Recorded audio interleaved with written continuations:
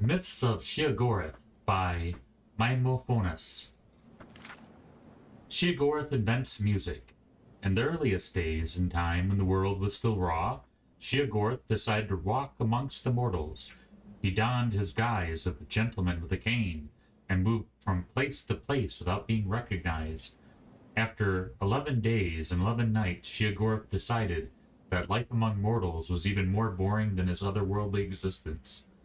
What can I do to make their lives more interesting? He said to himself. At that moment, a young woman nearby commented wistfully to herself, "The sounds of the birds are so beautiful." Sheogorath silently agreed with her. Mortals could not make the beautiful and inspired calls of birds. Their voices were wretched and mundane. He could not change the nature of mortals, for that was the purview of the other Daedric princes. However, he could give them tools to make beautiful sounds. Sheogorath took a hold of the petulant woman, ripped her asunder. From her tendons he made lutes. From her skull and arm bones he made a drum. From her bones he made flutes. He presented these gifts to the mortals, and thus music was born. Sheogorath and King Lyander. King Lyander was known to be an exceedingly rational man. He lived in a palace that was a small, simple structure unadorned with art and ugly to look upon. "I do not need more than this," he would say. "Why spend my gold on such luxuries when I can spend it on my armies or on great public works?" His kingdom prospered under his sensible rule. However, the people did not always share the king's sense of practicality.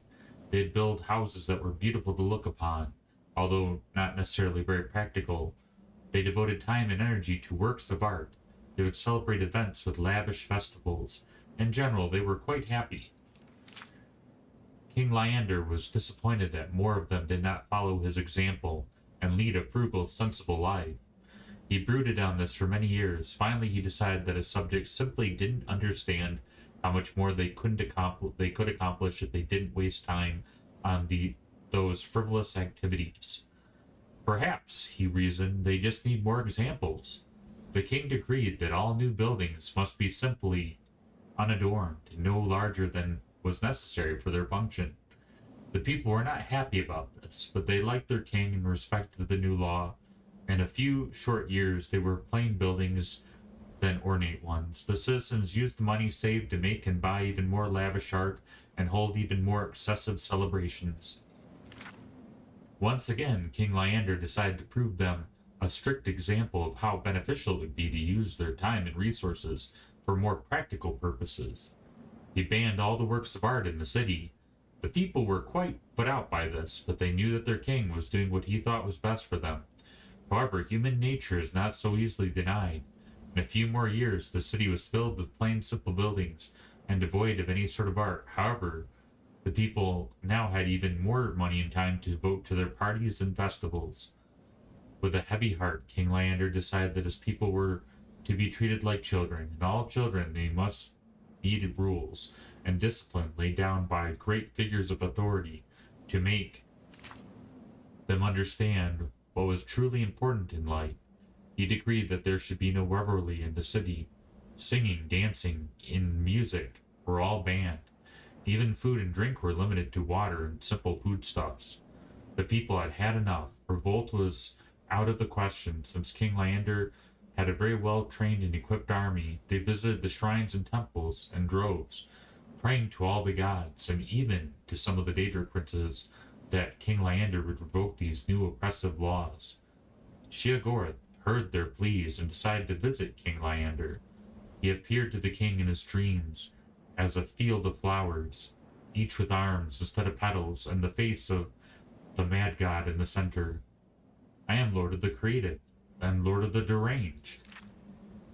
Since you have no use for my gifts of creativity, I have decided to bless you with an abundance of my other gift." From that day forward, every child born in the city was born into madness. Since infants do not reveal illnesses of the mind, it was several years before this was realized. The king's own son was among the victims, suffering from seizures and delusions. Yet King Lyander refused to change his ways. When his son Glint was 12 years old, he stabbed his father while Leander was sleeping. With his dying breath, King Leander asked, "Why?" His son replied, "It was the most practical thing I could do." The new young king ordered all the palace servants slaughtered. He ordered the grand festival to celebrate his new reign and to repeal Leander's laws. He served the crowds a stew made from the carcasses of the palace servants.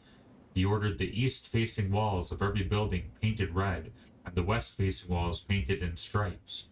He decreed that all citizens must wear ornate masks on the back of their heads. He then burned down the palace and began construction of a new one.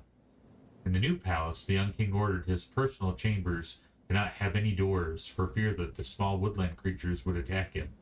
He ordered that have no windows for fear that the sun and the moon were jealous of him and plotting his death. And thus ended the line of King Leander. The people of the city returned to their grand works of art and raucous celebrations. They talked and acted as if they still had a living king, and even kept up the palace, using it to house and care for their mad children. Sheogorath was mildly pleased with this outcome. From that day forward, the city was blessed with more than the normal number of gifted artists and deranged citizens. The Contest of Wills. A mighty wizard named Ravate once walked the winds of time to find Lord Sheogorath. His intent was to win favor from this most capricious of Daedric princes. Upon finding Sheogorath, Ravate spoke humbly to him. "Lord Sheogorath, I beg a favor of you. I would gladly drive 1,000 men mad in your name, if you would but grant me the greater magical powers." Fortunately for Ravate, Sheogorath was in a playful mood. He proposed the game. "I will grant you your wish if you are still sane in 3 days. During that time, I'll do my utmost to drive you mad. It shall be great fun." Ravate was not so certain that he liked this new deal. He had been really looking forward to driving 1,000 men mad. "Lord Sheogorath, I regret having disturbed you with my shallow, selfish request. I withdraw my unfortunate plea and will humbly leave this place." Sheogorath just laughed. "Too late, mighty Ravate. The game is afoot, and you must play." Ravate fled, only to find that all exits from the Daedric realm were now sealed. He wandered aimlessly, constantly looking over his shoulder, jumping at every noise. Each moment brought a new terror as he waited for Sheogorath to begin. After 3 days, Ravate was convinced that every plant and animal was a tool of Sheogorath. He hadn't eaten or drunk for fear that Sheogorath had poisoned the food or drink.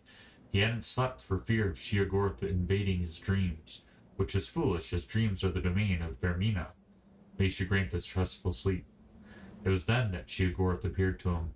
Ravate cried out, "You have set the whole world to watching me. Every creature and plant are doing your bidding to drive me mad." Sheogorath replied, "Actually, I have done nothing. You have driven yourself mad with your fears, your delusions. Prove that you are truly deranged, and therefore I win. While you want to make 1,000 men mad, I only want to break one man's mind, yours." From that day forward, Ravate served Sheogorath's every whim. Whenever daring travelers try to approach Sheogorath, Ravate warns them, "Sheogorath is already inside each of us. You have already lost."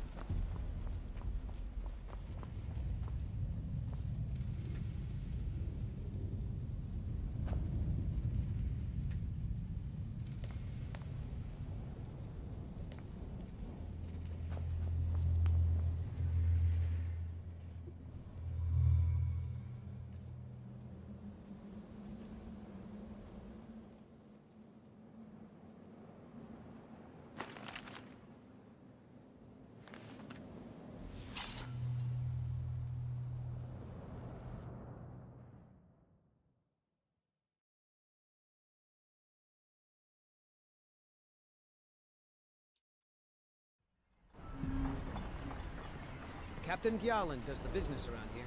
I'm just a ship's mate.